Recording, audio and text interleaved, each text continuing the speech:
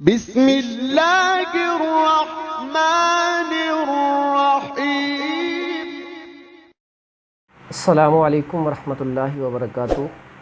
हमारा आज का जो मौजू है वो है ब्लड प्रेशर का हाई होना। इसे फ़िशारुद्दम भी कहते हैं। और दूसरे नंबर पे ब्लड प्रेशर का लो होना। तो पहले मैं आपको जो ब्लड प्रेशर हाई होता है उसकी एक चटनी बताता हूँ, जिसमें मेन जुज़ उसका इमली है।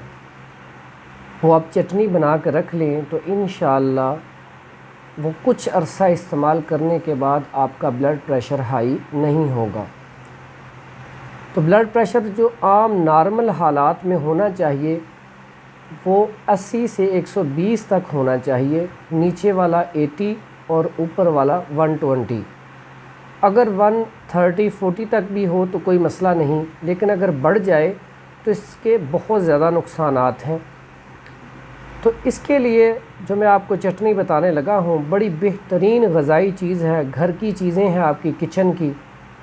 इसमें आप इमली का गूदा ले लें 100 ग्राम, और हरा धनिया ले लें आधी गुटी, और पुदीना ले लें 1 गुटी, ज़ीरा सफ़ेद ले लें 25 ग्राम, लहसुन वो ले लें 30 ग्राम। अब इन सारी चीज़ों को लेके इसमें आप चीनी भी डाल लें 30 ग्राम। सबको ग्राइंड करें, यह आपकी चटनी तैयार हो गई है। इसको आप चंद दिन इस्तेमाल करें, इंशाअल्लाह आपका जो ब्लड प्रेशर हाई रहता है वो इंशाअल्लाह नॉर्मल पे आ जाएगा। अब दूसरी बात, जिनका ब्लड प्रेशर लो होता है, अब जिसका ब्लड प्रेशर लो हो, अब 80 और 120 मैंने आपको बताया है, जिसका नीचे वाला 80 से भी कम 50 पे आ जाए, ऊपर वाला 90 पे आ जाए, तो ये ब्लड प्रेशर लो है। ये जैसे जैसे नीचे जाता जाएगा इंसान के अंदर कमज़ोरी पैदा होकर इंसान को चक्कर आएंगे, वो गिर जाएगा।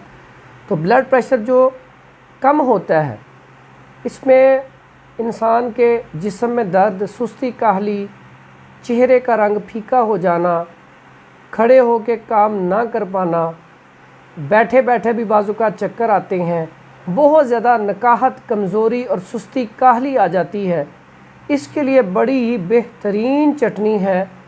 उसमें आप अदरक ले लें, लहसुन ले लें, पुदीना ले लें, हरा धनिया ले लें और अनारदाना ले लें। ये सारी चीज़ें आप 50-50 ग्राम वज़न ले लें। अनारदाना, अगर अनार का मौसम हो तो ताज़ा अनार ले लें, अगर मौसम ना हो तो अनार दाना की शक्ल में ले लें। सबको ग्राइंड करें। इसमें 10 ग्राम हरी मिर्च और 5 ग्राम काली मिर्च का इजाफ़ा कर लें, और इसमें चीनी इसमें भी 50 ग्राम डालनी है। अगर कोई चटनी में चीनी ना डालना चाहे तो फिर भी कोई मसला नहीं, वो ना डाले। तो ये आप इसकी खुराक भी 1 चम्मच छोटी वाली सुबह शाम है या दोपहर में रोटी के साथ ले लें। और इस चटनी का फ़ायदा क्या है, ये ब्लड प्रेशर को भी पूरा करेगी, जिस्म में जो कमज़ोरी है, सुस्ती, काहली है, उसको भी दूर करेगी। ये खून को साफ़ करने के लिए बेहतरीन चटनी है। उसके अलावा इसका एक और बहुत बड़ा फ़ायदा है जो आजकल माशरे में यूरिक एसिड का मसला है। यूरिक एसिड जो है जिसका बढ़ा हुआ हो उसके लिए बेहतरीन है। जिसका कोलेस्ट्रॉल बढ़ा हो उसके लिए भी बड़ी बेहतरीन चटनी है। अगर वो इसको मुसलसल इस्तेमाल करते हैं तो कोलेस्ट्रॉल नॉर्मल अपनी जगह पे आ जाएगा। उसके बाद इसका एक और बहुत बड़ा फ़ायदा है, वो फ़ायदा है जिनके दिल के वाल, उनकी ब्लॉकेज आ जाती है, वाल बंद हो जाते हैं, उसके लिए इस चटनी का मुसलसल इस्तेमाल करें। इससे दिल के जो वाल बंद हैं, उसकी ब्लॉकेज है, वो भी ठीक हो जाएगी। और खून के अंदर जो गाढ़ापन है, जो आपको ये शिकायत करते हैं कि मेरे हाथ पाँव सो जाते हैं या खून बहुत ज़्यादा गाढ़ा है, उनका खून भी नॉर्मल पोजीशन पे आ जाएगा।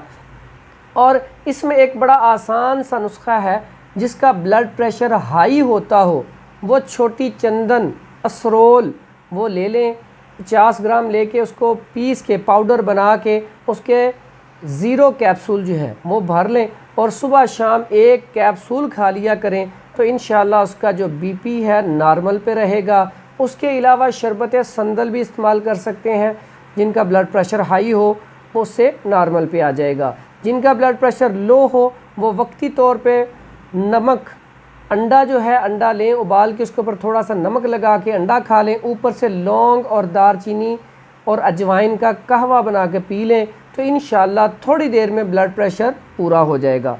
अल्लाह ताला हम सब का हामी और नासिर हो। और हमारी अगर आपको वीडियो अच्छी लगे तो इसको आगे शेयर कर दिया करें, और हमारी जो नई आने वाली वीडियो है उनको देखने के लिए हमारे चैनल को ज़रूर सब्सक्राइब किया करें, ताकि जो भी जिस टॉपिक पे भी वीडियो नई आए आप तक पहुंच जाए। अस्सलामु अलैकुम वरहमतुल्लाहि वबरकातुहू।